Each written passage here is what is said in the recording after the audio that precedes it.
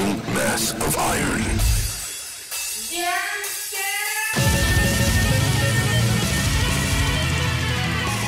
Hello, ladies and gentlemen of the world.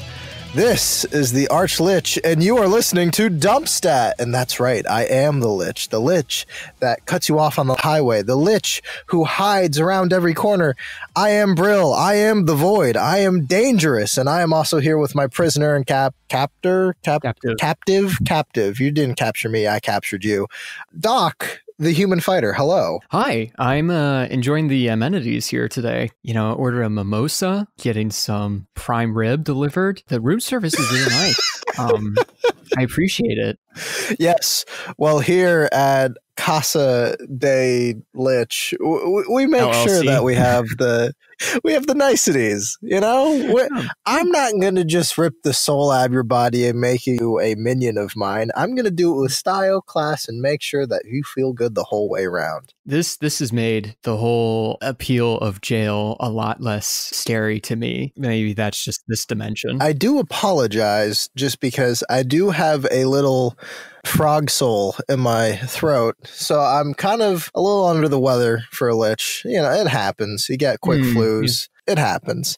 I have to go check the phylactery later. I thought Liches were immune to COVID-19. I thought that was just a benefit. No, I'm afraid not. It's hit Faerun pretty hard.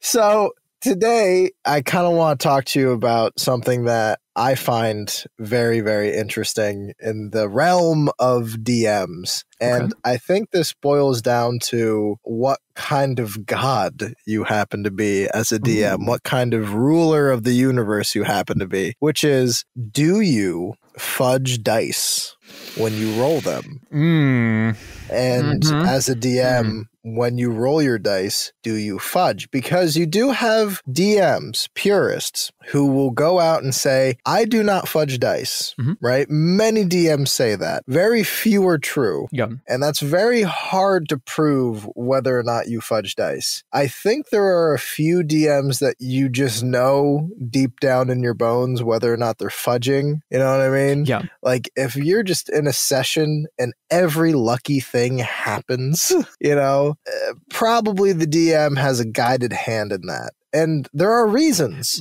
to fudge dice, and there are reasons to let the dice stand. What we mean by fudging dice, for people who are, you know, stupid, are so when a DM rolls anything, they are behind the DM screen. You roll your dice, whether that be damage, whether that be an action like any other player, but you're rolling for NPCs, you're rolling for monsters, you're rolling for a lot of stuff. Yeah, sometimes you're rolling quietly, and sometimes you're rolling loudly, just to keep the suspense up. Yeah, sometimes you take as many dice as you can and roll them all at the same time, just so the dragon's damage sounds more terrifying. But when a DM does that, they have the special bonus as being the DM, since they are behind a DM screen usually, to lie to their players. They can absolutely say whatever they want when it comes to what just happened. So let's say you roll an attack for a monster that, let's say, hits, and you don't want to hit because that'll kill a player. You can just say it misses. Or let's say you have a player that you really want to hit and your attack misses. You can, in fact, say that it hit. Now, the issue, though, is, strangely enough, the ethics of it. This is very controversial to a lot of D&D players, because unless you're a DM and you kind of understand what it feels like to be in that seat, you as a player trust your DM and thereby trust, you know, whatever the dice says. So there is kind of like, does fudging the dice hurt a player's trust? Are you, in fact, cheating the game? And probably, strangest of all, does fudging dice actually matter? Right. Does fudging dice in the long term actually matter? So, Doc, I'm going to ask you a question that many DMs do not want to answer truthfully. Okay. Doc, have you ever fudged a dice? Yes. Look at you. Yes, I know. Yeah. Yeah. When I first started out playing, I fudged dice quite a bit. And that was just because like I was getting used to the game. I was trying to figure it out. And I set up enemies in kind of a way that I was like, I don't want to neutralize this one player in my first session that I'm playing. And so I fudged a miss that may have hit. And I also fudged some damage where I hit somebody, but I didn't want to critically wound them. So I, made the damage instead of like 12, I knocked it down to 8. That's kind of what I started out with. And then every once in a while, I think I will pull out, I've moved away from fudging dice quite a bit. And we can kind of talk about that if you want. But now I very rarely fudge dice, but I will change a number here or there if I find that things are surprisingly unbalanced, or if I'm just getting stupidly lucky, or if my players are getting stupidly unlucky. Huh. And that's to kind of help change the experience, not from being dramatic, but from being disappointing. I think there's a difference between ripping the tension out of a scene from preventing someone from dying, right, and changing the outcome because that feasibly should have not killed this person, and this person will obviously feel extremely frustrated by that fact if this happens. Which, right, again, it's an intricate topic, and I think that when we're kind of looking at this question, when you're kind of deciding like, oh, do I want to fudge dice? How much do I want to fudge dice? Do I fudge them at all? It's kind of like, it's up to your play style. Right. But you should also try a little bit of everything. You should spend some sessions fudging dice. You should spend some sessions not fudging dice. You should see what happens. Well, it's that, but it's also not just a play style. I think it's very situational. Mm-hmm. I can say with assurance that my one campaign that was in a Viking setting, I never fudged a dice. Yeah. And the reason why I never fudged a dice in that campaign was, one, I wanted to teach my group the world's brutality. Mm-hmm. And I felt like the dice can be very unforgiving. To the point where I had one player once, because he was being rude and he acted as though I did not catch him, which I did. I guess he didn't think, or he assumed that I was fudging dice to make things more brutal. Which, by the way, the dice gods never like you. Fun fact. You might have done something long ago, good karma, you helped that woman cross the street, you might have given to a local charity, and that earns you about 1 karmic crit. I'm about to break down the universe, if that's okay. You get 1 karmic crit from that, right, that you will use in one game down the road. But overall, the dice gods find you to be a pest and want you gone. So you can, in fact, have lucky sessions, but I promise you they are not that many. So my player, in all of his scoundrelness, tried to look over the DM screen because he was a taller sort and just kind of see what I was doing. Right. And I think it scared him how direct and honest I was, because he could see the dice, he could see the monster, and he did this for about 2 sessions. And I know he was doing it for himself. Right. He wanted to see if truly the dice gods were this cruel. Fun fact, they were. Mm-hmm. Now, one of the reasons why I did roll kind of well, especially for a couple of sessions, not all of them, there were some monsters. There was one particular giant that I put in there. It was a frost giant. Vikings, a frost giant. Cool. Yeah. I put in this frost giant, and I wish I had fudged the rolls on him. Because while it was an even fight between the party and the giant, the reason why it was an even fight was because my original intent for this giant, would they see this giant and they'd run the fuck away. They'd see him and they go, he's too powerful, we gotta go. Right. And he wouldn't give chase. But instead, they fight him. He sucks at fighting. He misses everything. Of course. And they are eventually victorious. They kill the giant. Yeah. At a level that they shouldn't have, because the giant kept fucking failing, missing. I did not carry favor. The dice gods, man.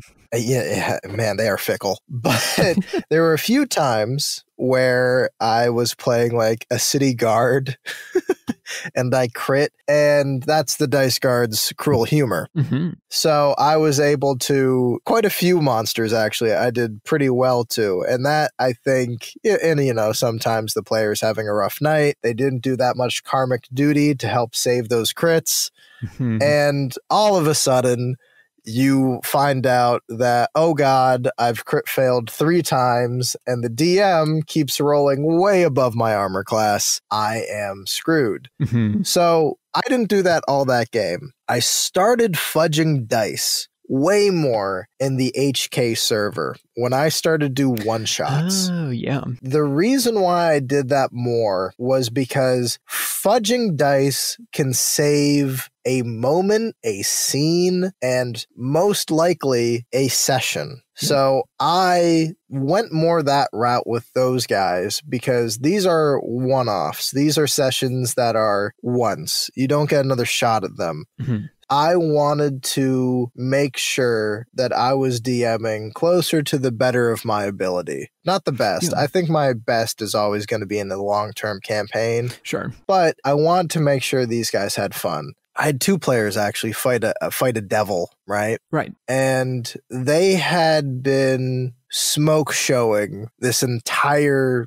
devil-themed area. And I don't like that. I like devils, I like giants, I like dragons to feel like a challenge. Sure. Even if you're of a higher level. So my intention was to make sure that this devil wasn't just going to be thrown about. And while they were rolling great that day, I made sure that the devil was rolling great that day. Yeah. Yeah. Just so it felt fair. And at the end of that fight, they were exhausted. They had used up everything. The devil had been eventually killed, but they both said the same thing. Oh my God, that felt like I was actually in a fight with a devil. Right. That felt like a really cool combat, and there was also a vertical element to the actual fight. But the long story short of that was making sure that I made those players have a good time as the best I could. Mm-hmm. And that's where fudging dice is a good idea. You know what I mean? Yeah. So I think that it's good to think about your role-playing game in 2 sets of experience, right? You have one side, which is game, and then you have another side, which is, theatrics, right? Which is essentially like, we don't roll dice. We just kind of say what we're doing. And there's a guy running the game who responds with what's happening. I've actually played in games that are like that, and they are fun. But normally, something like Dungeons and Dragons, most other role-playing games fall somewhere in between these 2, where it's depending on how hardcore you are with like rolling your dice and sticking to that. I think there's validity to rolling in a perfectly like, nope, I'm just going to roll the dice and how they fall. I've had players that have gotten killed by creatures that they shouldn't have been killed by. Yep. Because of how the dice fell. And I made sure that while we went into that campaign, I said, hey, this is the type of game that I'm running. Like, I'll try to hint if something's going to be really overpowered for you. But if you drop into a fight that's overpowered for you, you're going to suffer the full consequences of that. Or you might get lucky and you may not, because there's always a 5% chance of missing. Right. With a D20, or a 5% chance of critically hitting. Thinking in between this dichotomy, right, of the theatrics and then the game, positioning yourself in a good way is really important. I think that what I've seen in some games, like for Horizon Kingdoms, like the server that we've run games on, I think that type of session is like, hey, we're coming in for one shots. There's some people that play in longer campaigns on that server, which is great. But I think a lot of people run one shots. And I think when you're just kind of like, yeah, I'm going to bring my character and have some fun for tonight, it's a little bit more of a casual experience, which nothing wrong with that. But when you're looking for a more casual, just kind of fun experience, having a more curated experience to that is fun. Like, it's fun to beat the monster. It's also fun to feel like the monster's having a really, like good night with the dice rolls, right? And so cultivating your rolls to be, oh yeah, hits a little bit harder here, maybe doesn't hit here. I think that's fine. But I also really have enjoyed the games that I've run where it's just like, yep, that goblin just shot you in the head and you're dead. No, there is sort of that really morbid, scary bit of a DM's personality that likes taking the players down a peg. I know, at least for me, one of my favorite encounters I ever did, especially, again, in that Vikings campaign, was it was the party versus essentially another party that I had made of NPCs. But the difference between those two parties was clearly the other party is lower level, right? And I liked it because I had the other party talking amongst themselves like they were old friends, would made our own party feel kind of, oh God, we're killing these old buddies. Yeah. But then one of my players, I don't know what he did to piss off the dice gods. He crit failed, I want to say 5-6 times.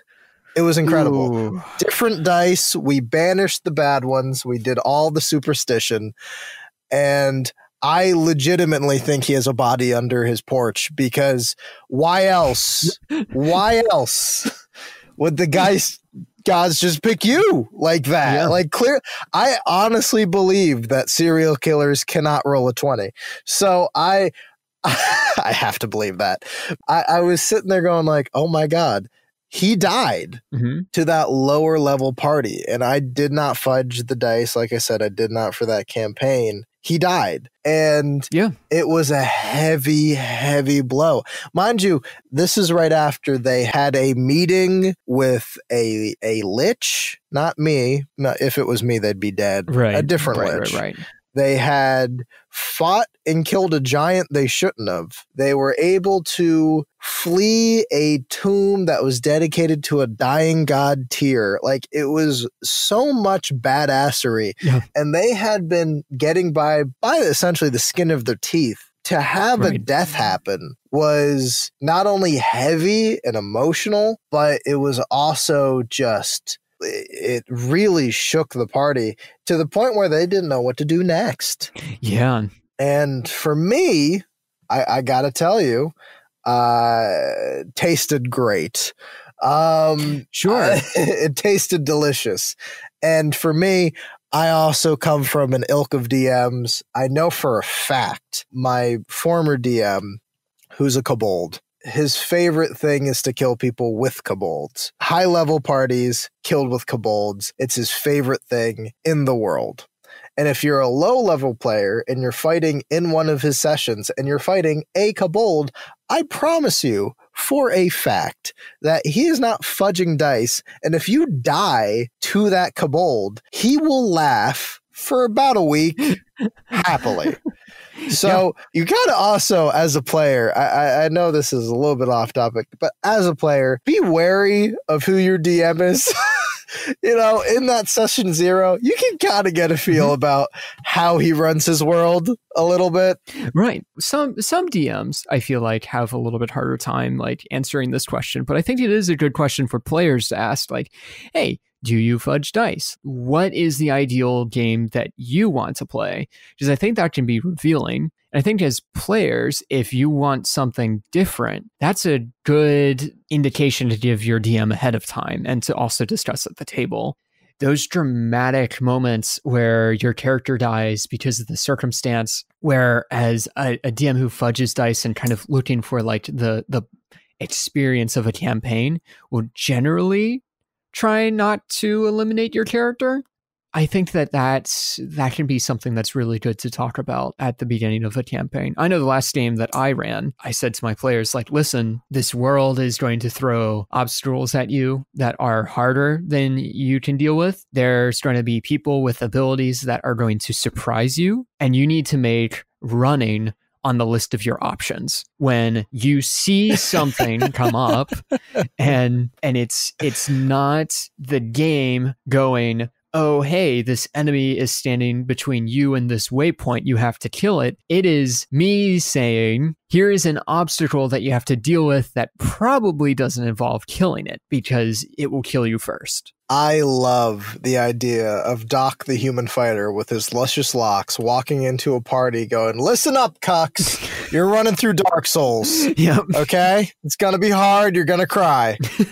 I need you to stay strong. You need to run. Cardio. That's the main thing. Yep. This is Doctor Who, bitch. You got to go. You got to run into the enemy lines, and some of you are going to get cut down by machine gun fire, but that's just how it is. That's war. Oh, my God. I am more than willing to let some of you go. I think that's absolutely like a completely valid thing. But let's talk about this. For the people that don't like fudging dice, which, again, I want to completely respect that. Right. I think that people tend to be like, it's this way or you're doing it wrong. And that's not what we're about. It's like either way, wherever you're on that scale, I think it's fine as long as you do it well. But if you are considering or you are doing the thing where you don't fudge dice, what are some tricks and things that you can have up your sleeves that are helpful for like scaling the difficulty of your encounters without cheesing them? Okay, so this is actually a great question. I really want to answer this. Thank you. So I love you, Doc. That's why you're still alive. So hey, keep the drapes coming. Any Dave. I could do this all day. So why do people fudge dice? I think that's part of the reason why people do not. And the reason why people don't fudge dice is because ostensibly it is a lie. You are lying. Mm-hmm. And you don't want to be seen as a liar. Lying can, of course, corrode trust in any relationship. Yeah. Let that be known to married people, people who are dating, people who are friends, coworkers. Lying corrodes trust, even in a fucking fantasy game. Yeah. By the way, if you are a DM who fudges dice, sometimes you feel like a fraud. Mm-hmm. Sometimes you feel like a liar. And that beautiful moment that you were able to create due to you being clever or you being smart and being able to make a beautiful story despite what the numbers say, that is great, but sometimes you feel like a fraud. So people who don't fudge dice, they're trying to avoid possibly that. And what if you say you don't fudge dice, and then one of your players learns that you fudge dice? That can hurt trust. That can hurt trust because let's say you tell a player he's dead, he could go, no, I'm not. You fudge dice. There's an issue there. Mm-hmm. So I can understand why people might avoid doing that. Now, when it comes to actual fudging dice, I believe that people who fudge dice usually do it for the right reasons. Not to kill players, but usually to make sure they don't die at a certain place. If you're a new player, making sure that that level 1 character you just made doesn't die in its first session, which can happen. I think that's really more to why people fudge dice than, let's say, to hurt players. Because fun fact, there's an easier way to hurt players, ramping up the difficulty of the encounter. I have been known to be really good at encounter making just on the basis of I know my players' abilities and then I know what my monster's abilities are. There's always going to be a little number in your handbook that says players should be this challenge rating to fight this thing. That is okay. That's an okay elementary guide. But the worst thing you can do is just read that number and just assume you can throw it at your party. I think what you need to do is you need to know what your players are ability-wise, how they act with each other, and of course this takes a few sessions. Yeah. And most importantly, are they a dumb guy? So dumb guys are a special breed of players that do just things. So, is a mimic that hard of an encounter? No. But for a dumb guy, it's impossible. You see, there's a way you can go about creating a encounter. Read what the description of the monster is. That is going to help you immensely. So when you're looking at your players versus a monster or monsters, okay, a single shadow isn't going to do much. A group of shadows is. Understanding that difference is important. I think personally, not enough people read. People read the player's handbook to a point. They don't think about it.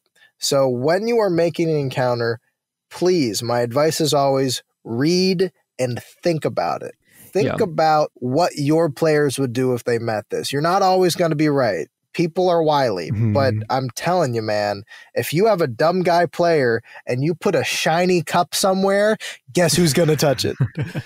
Well, I want to put in like a quick example of when I didn't read something and it turned into just a cluster for my players. I threw, how many was it? It was 2 shadows at a group of level 3 party members. There were 3 of them that were fighting.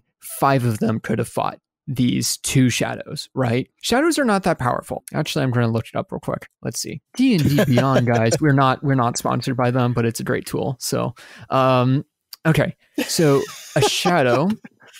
Although, hey, if anyone from D&D Beyond is listening, we love you. Yeah.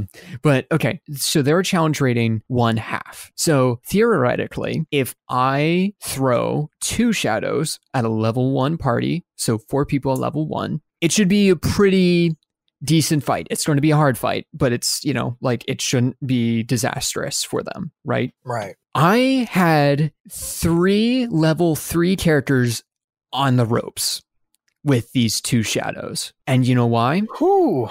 I had 2 of them that did not have any sort of magical attacks. And the paladin was like, I don't think these are undead, so I'm not going to use Divine Smite.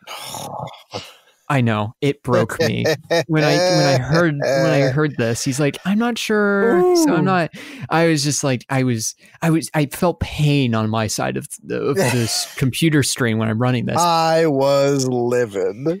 I was, I'm rooting for the players and stuff because I want them to do well. But I'm like, use Divine Smite, but I can't say that because I'm trying to be impartial. Anyways, rant's over. These 2 shadows were destroying the party because I missed that the majority of the party, including the 2 other players, did not have magical attacks. And that it just so happened that the one player, he didn't want to meta game, but he didn't roll the checks to see if they were undead. I thought that was probably apparent enough, but it wasn't. So whatever, it's fine. It is completely okay.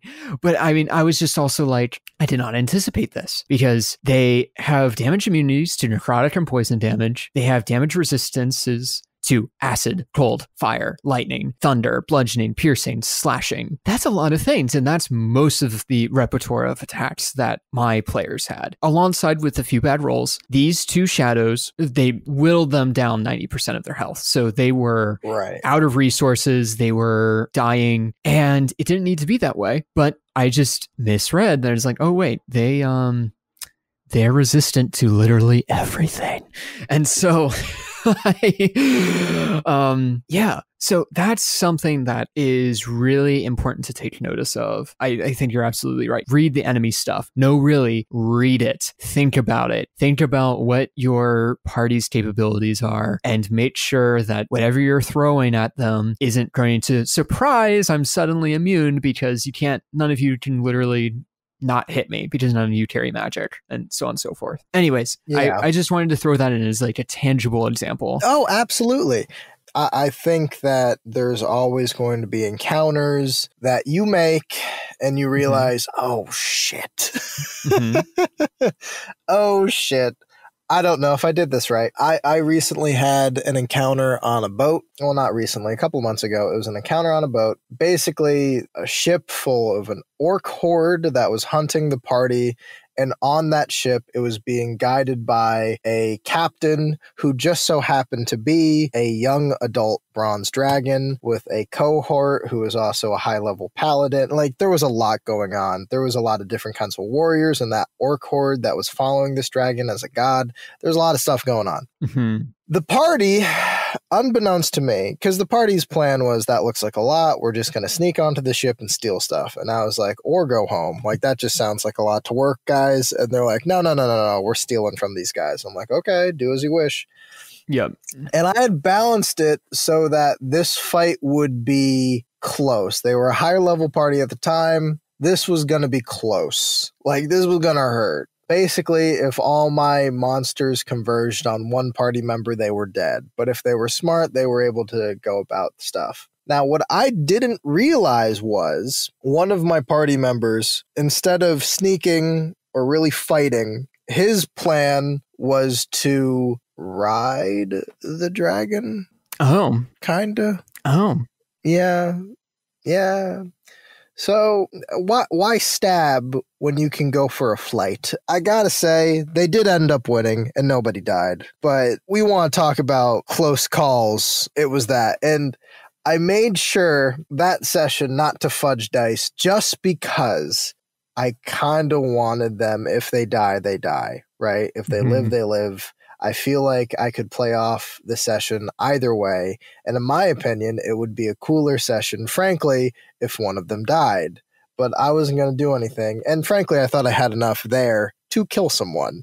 Now, this is also just a helpful piece of advice. Turns out dragons, especially in D&D, aren't just pets. This was a captain of a ship. They're a bit smarter than you and I, and occasionally they have thoughts. And those thoughts could be, don't get on my back, get off of me, leave me alone. So that player in particular went for a bit of a mile high club and a drop and then a breath weapon. There was a lot. So I think that there's always going to be the human element to a session where you have no clue at all how this is actually going to go down, because players are wily. They're Looney Tune cartoons. And you can think you know everything about a person, a player, and a character. I promise you they're always going to surprise you. Yep. You have to try your best to think, okay, what if they do something I don't expect? And good DMs roll with the punches. Mm-hmm. I think bad DMs are the ones who scream, that's terrible, stop it, stop it, stop it. Right. I had one player in one campaign make a deal with a Nothic. I love Nothics. Oh. Yeah. To help. I like Nothics. Yeah. For those who are wondering real quick, Nothics, they're pretty okay enemy, but the one thing that happens is that if they look at you and you fail your save, you have to tell the DM one secret about your character that you don't want anyone to know. You have to give that information up right away. And essentially to that Nothic. It's so much fun.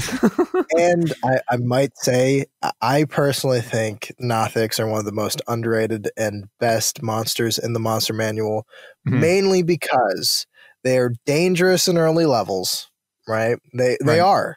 They have... And they have a lot of power to them. And if you have a young party that is going on their hero's journey, I feel meeting a Nothic in a dark cave or a dark alley or some, kind of dingy place is a great story beat, because it's basically Luke Skywalker in the cave. You are going to confront yourself a bit with a Nothic, because I don't know about you, but if a Nothic gets a secret, he's either going to do one of three things to me, which is A, try to use that secret against that person later on or right then and there. B, return to some aberration master where he can deliver, what's terrible to you, whether that's a lich, a beholder, a mind flayer, whatever. Mm-hmm. Or C, he's going to blurt it out. Yeah. To the party. So I use them constantly. I've used them in deserts. I've used them in caves. I've used them. I have used them everywhere. I remember when you used the Nothic on my character when we were playing, and on Balmor, who is this kind of an edgelord. Let's be real, and but was trying to find somebody that was in this character's past, but was basically trying to be aloof and I only work for myself. I'm a selfish prick. That's my character. But no, this character really is actually doing all of this to try to find somebody. And when you did that, and I had to tell you the secret in a private voice channel, you came back in and you just told the character in the Nothic's voice, and you'll never find her. And I was just like, oh, yep, this thing is dead. But I think they're great. And I've pulled that kind of trick a few times in my, because it was like, once I saw that happen, I'm like, ooh, I could really mess with some players doing this. This is great. I will also say that Nothics have also become, to some players I've played with, they can either find them cool or they can find them vastly annoying. For, you know, the Lich Brill special, is that your calling card? Your oh look, a Nothic. Yeah, a little bit. I do think that there's something, so I almost look at them as a crutch. Yeah. I've used them to the point where I know I can use them well, and I know that if I use them in a campaign, it will be a good session. I've used them as riddlers. I've used a lot of Nothics, and it's to the point where now, when it comes to especially early sessions, I try my damnedest not to use them and try to use other monsters in those early sessions, just because I know for a fact if I use a Nothic, it's a great encounter, it's a creepy encounter, and it's a good story beat. For me, at least, it's one of those monsters that you're like, oh, you're a triple threat. Dance, sing, and juggle? That's amazing. Yep. You know, it's better than a goblin. You know, like, Yeah. I have to work at a goblin to be a great story beat, and like there has to be a lot more work. It comes built in. But that, to me, you try to test yourself and advance yourself as a DM. Yeah. So for me, I've been trying to lean away from them just because I know for me that I can't get any better as a storyteller if I just, lean on the old standby, but at the same time, if I'm ever in a pinch, here comes a Nothic, baby. Yeah. Absolutely. Real quick, I wanted to suggest a few points that as far as dice rolls and, fudging dice goes, some tricks that I use that are preventing the need to fudge dice, right? So there's two situations that I know of that are really tempting for DMs to be like, oh, no, this is, you don't get this information or whatnot. Or, this creature doesn't roll this attack very well. One thing is, if you're doing a horde of creatures, let's do combat first, or you're doing a couple of enemies at a time, use reinforcements. Because maybe you put in a slightly harder main enemy, and your players start beating on this hard enemy, and the first round, let's just say they all crit fail, and then your enemy just nails the players with a critical hit. Well, then you may be looking at that situation and be like, okay, do I need to fudge some dice to make sure these players don't die? No. Maybe the devil's skeletal minions just don't come out. Maybe they never existed, But maybe if the opposite happens, where your players run up and all of a sudden your big bad boss is down 75% of his health, maybe that's when you go, maybe I should send in extra reinforcements this round and not 2 rounds from now, and kind of be able to change the game that way. Now, some people could still say oh, well, you're fudging the game, you're kind of messing with some of the rules. Yeah, you are doing that a little bit, but you're not looking at a dice result and you're not saying, nope, I'm going to tell the game what I want it to do. You're not quite doing that. You're making it well, no, I'm going to make things a little bit different to try to keep things interesting. And it's not all reliant on a single dice roll. Right. That's how I tend to view it. That's one trick that I use. Something else that I do, and this one is, I've seen DMs struggle with this a little bit. Ooh. Where if you have a guy who's secretly the enemy of the party and who's oh yeah, I'm a friendly, nice guy, just go into this mission, you'll be all okay. And a player goes, insight check. Well, shoot. Okay. DC's 20. I rolled a 23. Yeah, he's, yeah. And then you get this, explanation of oh, well, he's maybe probably not lying, but you get a weird feeling. And then they're like, yep, he's a bad guy, right? Because there's no way to dance around that. something that I do is to not have the big bad interacting with the players. And I know that sounds like stupid advice, but let me follow it up, because let's say you have a shadow organization that is trying to manipulate the party to work for them. Let's say it's, an order of knights that's secretly working for a demon lord, and they send kind of a representative to work with the party. So yeah, if they insight check that representative, maybe he knows that information, and then he, oh yeah, this guy's totally lying through his teeth, and now they know something's wrong.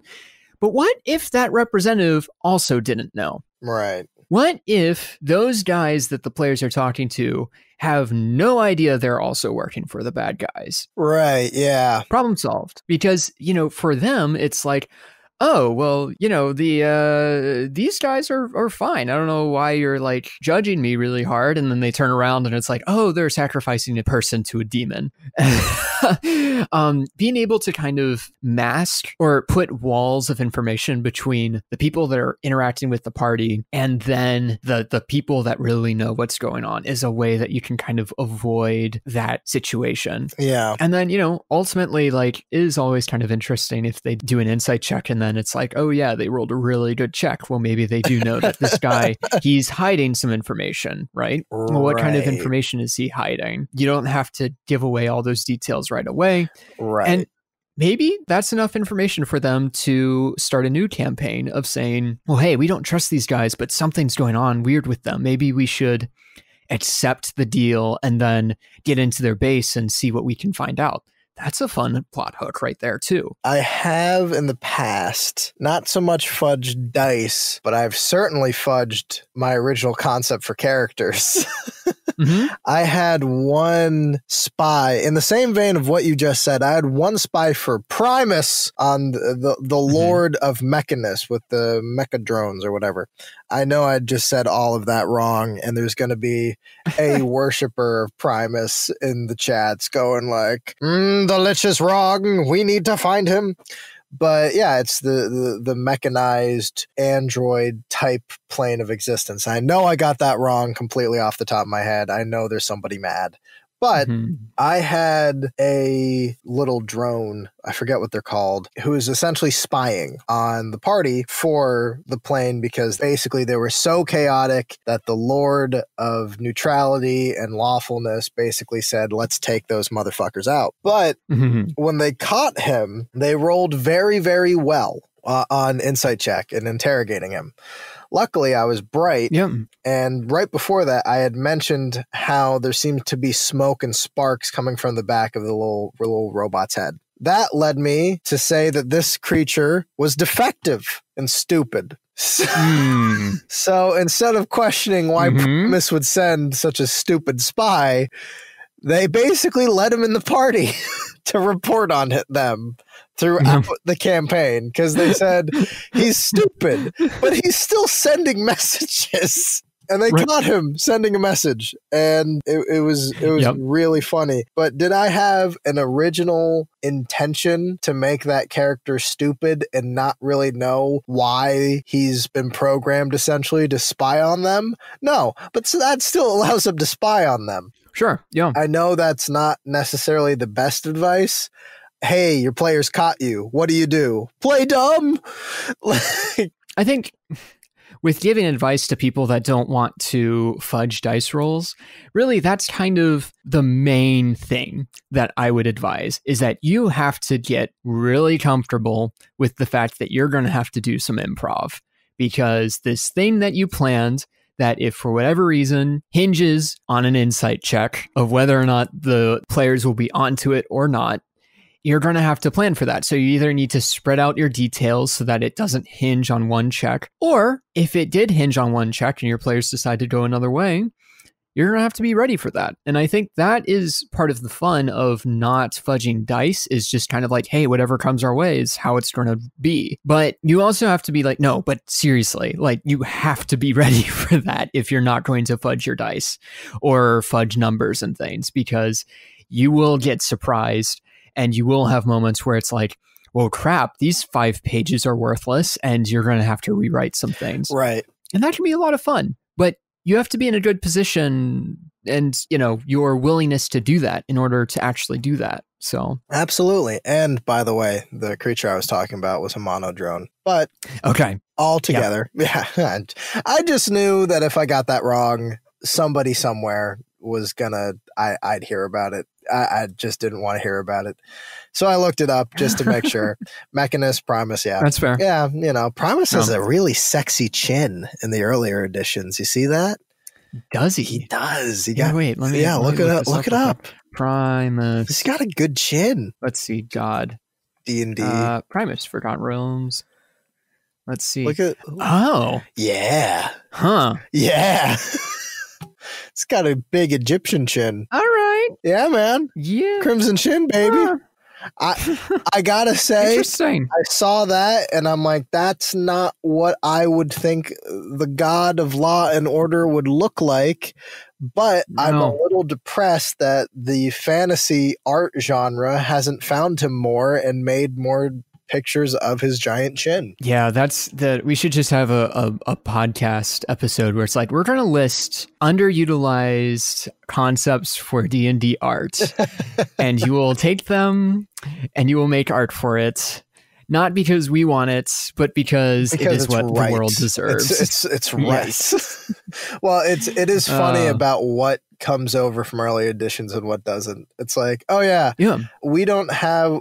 I'm trying to remember the one lion that's essentially a wheel. We don't have that anymore. I remember playing a little bit in second edition. What? It's a wheel lion. It's a lion's head with its paws coming out of it like the sun, and it basically rolls. I forget what it's called. Weird. Okay. But, yeah, but Flail Snail has been updated. You know what I mean? Like Flail Snail got the update. So it's kind of, it makes me laugh about what is considered to be, I don't know, worth the update. Yep, a god of law and order, or a snail that is literally a couple of flails for a head. Right.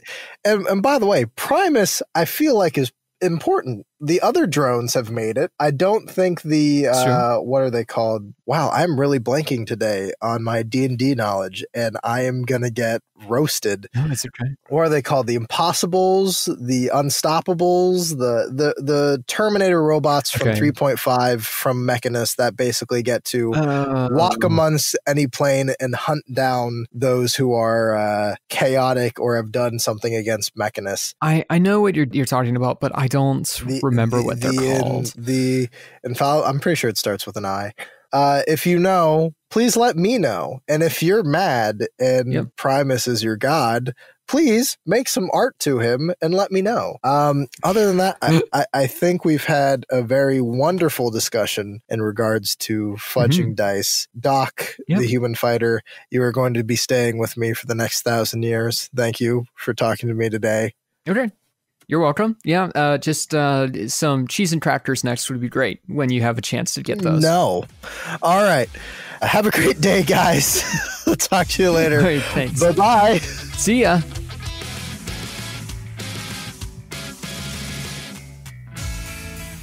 You've just been listening to DumpStat, a podcast presented by Horizon Kingdoms. Horizon Kingdoms is a Dungeons & Dragons 5th edition server that's free to play. Find us on Facebook, Twitter, and join up on Discord to join in on a new adventure. For more DumpStat, be sure to find us on your favorite podcast platform and subscribe.